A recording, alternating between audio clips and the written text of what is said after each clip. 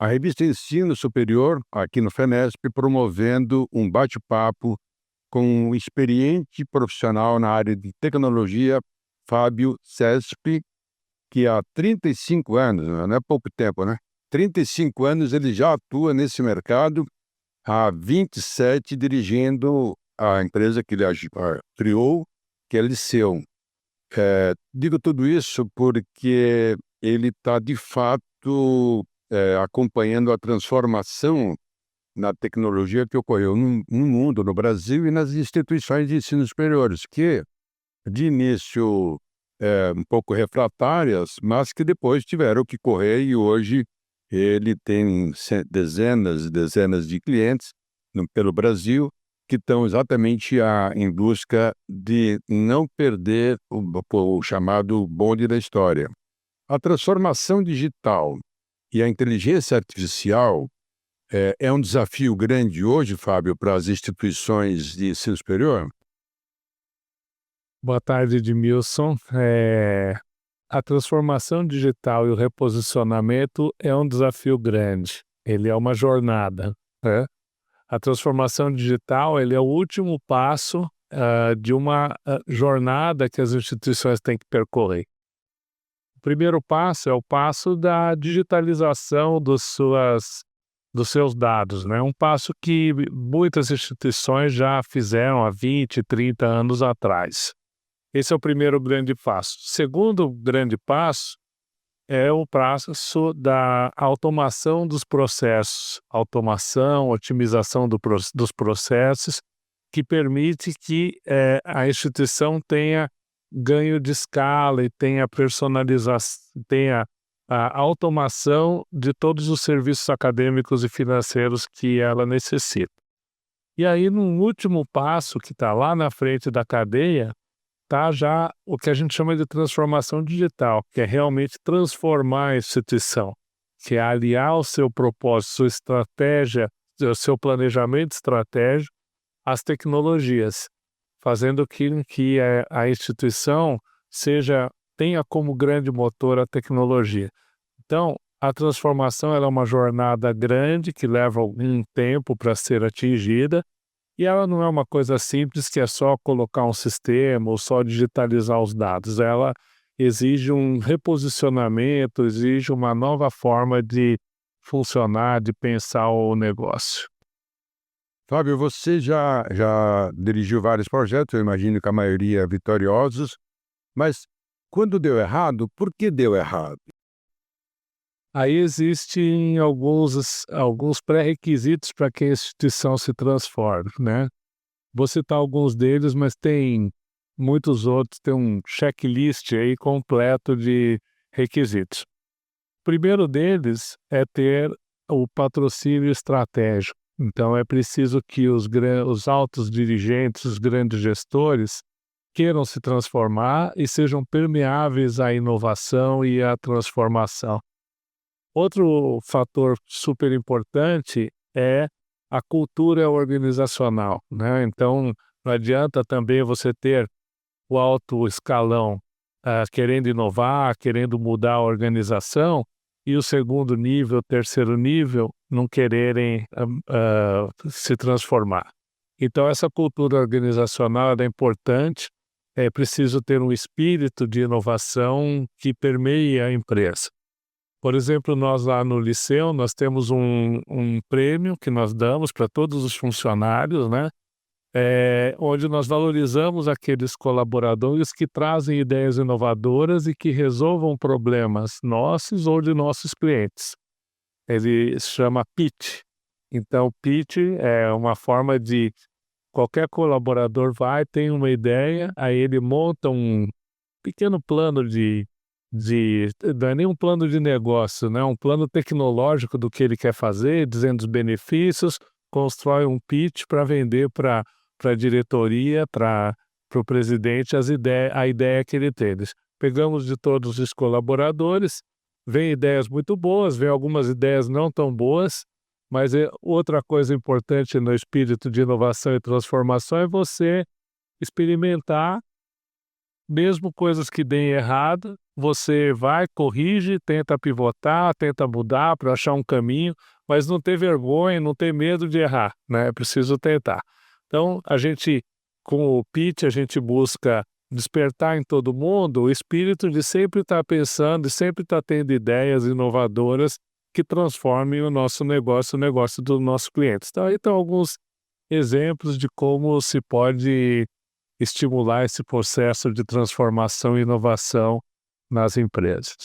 Legal. Agora, esse investimento que a faculdade, que a IES faz, é um investimento que tem retorno financeiro, primeiro. Segundo, existe outro caminho fora disso? Então, o que tem acontecido é assim, o mercado de educação, principalmente superior, ele está passando por um período em que os jovens têm um problema de engajamento. Muita gente hoje não quer ficar mais 4 anos na universidade. Existe um problema de mercado, os EADs concorrendo com cursos presenciais com preços muito distintos. Então, o que é necessário, o que apregam aí as grandes consultorias como o Gartner, como a McKinsey, é que é necessário para a sobrevivência o investimento em automação e eficiência operacional.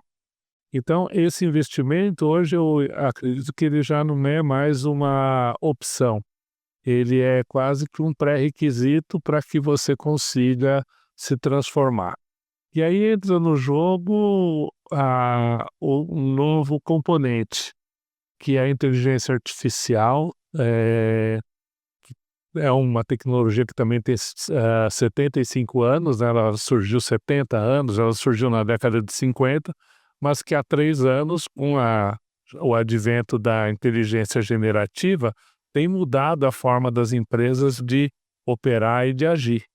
Então, por exemplo, para atendimento a aluno, para apoio a docente, para automação de processos, esse tipo de ferramenta ele dá um poder e dá uma economia muito grande, ele ajuda muito. O professor, por exemplo, um professor pode cuidar de muito mais alunos se uma inteligência artificial ajuda ele nas atividades burocráticas e que ele não necessariamente gosta de fazer, como corrigir prova, como preparar, fazer um planinho de aula, preparar exercícios, ela pode ajudá-lo a fazer e ele consegue dedicar mais tempo para a atividade de mentoria dos seus alunos, e sem usar aquele tempo de burocracia, vamos dizer assim, para cuidar dos seus alunos e dar mais atenção a eles no dia a dia. Então, assim, eu junto aí alguns pontos importantes.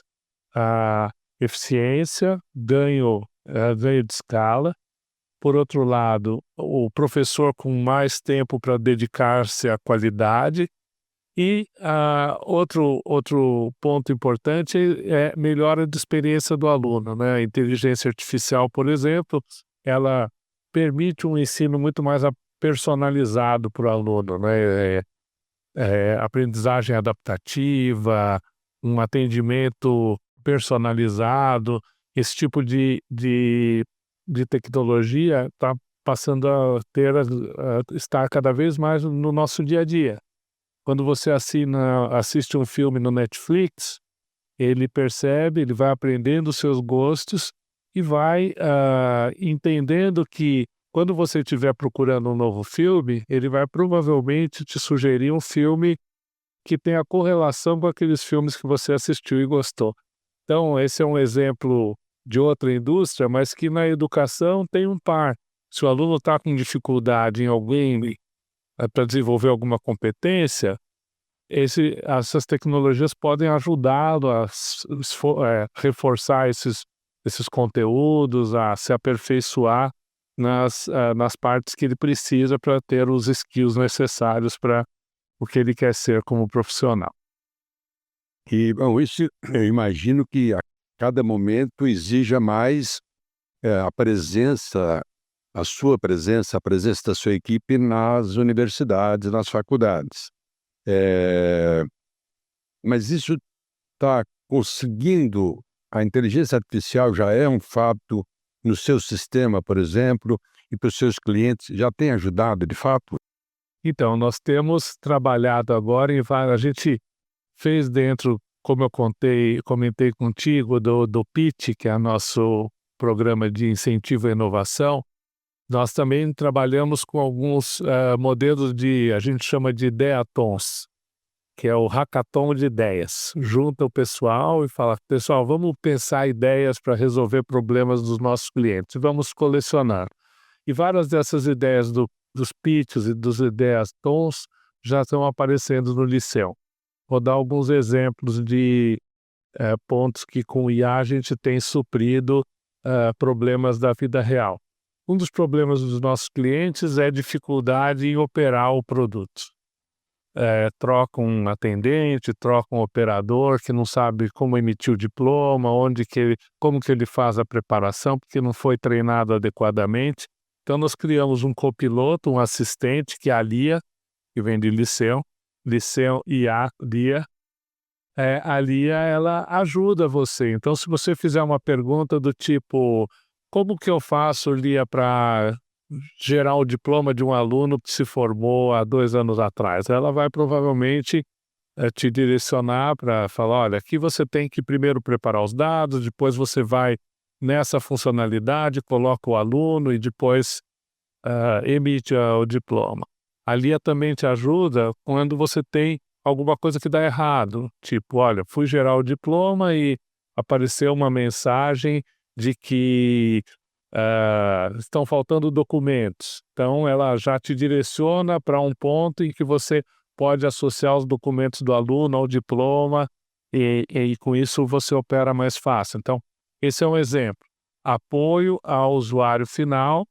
A dificuldade é legislação complexa, pessoas as empresas, faculdades, as instituições de ensino têm um turnover alto.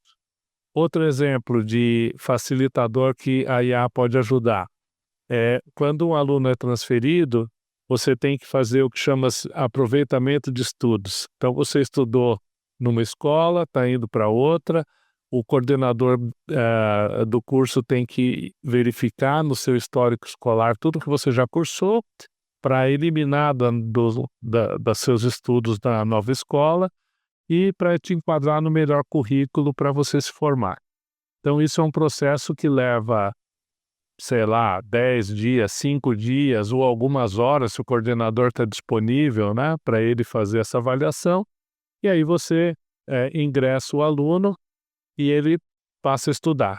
Quando um aluno vai para 5 universidades, 10 universidades tentando se transferir, provavelmente aquela que responder mais rápido pode levar esse aluno. Então, é uma grande vantagem competitiva.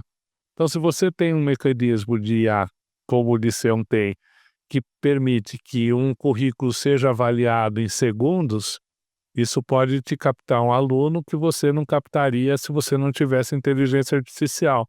Que ele vai, você responde a ele, basta o coordenador concordar e ele já pode se matricular. Então, são 2 exemplos de vantagens competitivas muito grandes que as novas tecnologias podem trazer. E aí não é só IA, existem N outras tecnologias que podem trazer esse grau de automação e de experiência que muda completamente a realidade do negócio. E incorporar a IA, a Lia, né, a IA de vocês, a um sistema pedagógico é possível? É possível, a gente tem alguns exemplos, a gente está desenvolvendo agora para o Colégio Objetivo, aqui em São Paulo, um produto novo que se chama eGênio, em homenagem ao fundador João Carlos de Gênio. Esse produto é um produto pedagógico, é um produto que ele foi feito, por ter sido feito recentemente, é um projeto que começou em maio de 2024, ele tem um conceito que é AI First, ou seja, nós pensamos na inteligência artificial desde da concepção do produto, para diminuir diminuir o trabalho, para fazer uma arquitetura que privilegia a IA. Lá no eGênio, a gente tem uma assistente que é a prima da Lia, que é a Maria, A Maria, ela é capaz de ela conhece os conteúdos do colégio, ela estudou todas as apostilas, ela é uma moça bem aplicada, uma assistente bem aplicada. Então, se você tiver, por exemplo, no e se perguntar para ela alguma coisa sobre foguetes, ela conhece o conteúdo do colégio, ela é restrita ao conteúdo e ela enxerga uma pequena fronteira de relacionamento com o conteúdo. Se você perguntar para ela sobre foguetes, ela vai lá procurar lá nas apostilas do Colégio Objetivo, o conteúdo para a série que ela está, lá na 8ª série, por exemplo, e vai dar uma explicação personalizada, com a idade dela, com o lugar e com o conteúdo até onde ela consumiu. E vai explicar, o foguete é um corpo sólido que, aí eu não me lembro mais da 8ª série, mas eu acho que é um corpo sólido que queima e com isso eh, ele recebe a força para subir, etc, etc, etc. Não me lembro mais. Mas ela é uma explicação personalizada. Depois, se você perguntar alguma coisa fora do conteúdo, se você perguntar, por exemplo, se vai chover amanhã, ou fizer uma pergunta, quanto custa uma máquina de lavar roupa? Você totalmente fora, não está no. Ela vai dizer para você que ela não conhece desse assunto e que ela não pode opinar. Se você fizer uma pergunta correlacionada, ela vai, olha, o Elon Musk lançou um foguete ontem, ela não está no conteúdo, mas, opa, foguete correlacionado ao conteúdo. Então, ela vai te responder, vai procurar na web e vai falar, olha, o Elon Musk lançou um foguete ontem, foi bem sucedido.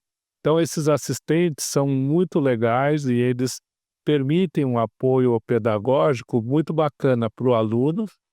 Aí a Maria, ela atende também o professor pode pedir ajuda para organizar a aula, para criar exercícios, para fazer resumos. Então, veja o potencial desse tipo de tecnologia, é fantástico, né? Nós estamos falando aqui com o Fábio Cespi, que na verdade é um profundo estudioso, hoje palestrante, fala, hoje mesmo aqui participou de uma sala lotada, falando de coisas que na verdade deixa todo mundo apreensivo, né? Que é a evolução da tecnologia, que as pessoas precisam a todo momento se reciclar, precisam se atualizar. Eu passei ali no stand do Liceu, aqui no FENESP, e vi ali que tem ali uma placa, tem uma parede ali dizendo os passos que a IES tem que percorrer. Quais são esses passos? Só para a gente encerrar nosso papo. Os passos primeiro é entender que a tecnologia, ela hoje é uma coisa extremamente necessária até para a sobrevivência. Então, o primeiro passo, como eu falei, é a alta gestão estar preocupada com isso. Segundo passo é criar a cultura de inovação. O terceiro passo é revisitar todo o seu ecossistema de negócio, né? Então, desde sistemas acadêmicos, de sistemas eh, de aprendizagem, pedagógicos, e criar uma solução completamente integrada e alinhada ao seu propósito, né? Então, acho que esses passos são importantes para que a instituição consiga fazer uma virada. E essa transformação, ela é profunda, né? O Liceu é um produto de base, então de sistemas acadêmicos, toda instituição, acredito que não tenha mais ninguém que não tenha, mas é algo que, por exemplo, muitas instituições não pensam em revisitar, mas precisam fazer essa revisita porque esse tipo de sistema, ele é o alicerce de toda uma infraestrutura tecnológica que vem por cima. Então, acho que seriam esses os passos, seriam a cultura, o alinhamento estratégico, o planejamento estratégico. Outro ponto é o posicionamento da instituição, né? Então, muitos estão revendo o posicionamento. Eu vi o Jandes aqui falando, a Ânima, por exemplo, está começando a trabalhar comunidades, porque comunidades hoje é um fenômeno que está criando faculdades, está criando instituições de ensino, né? A faculdade Hub, que é do Grupo Primo, do Primo Rico, Thiago Nigro, por exemplo, é um cara que era um influencer, que criou uma comunidade que virou uma escola. E tem muitas aí surgindo, né? A própria XP, por exemplo, que também criou praticamente uma comunidade, agora tem cursos que são ministrados por influenciadores, mega influenciadores. Então a educação está mudando muito, está vindo de todos os lados, não é mais só o aluno, e é por toda a vida.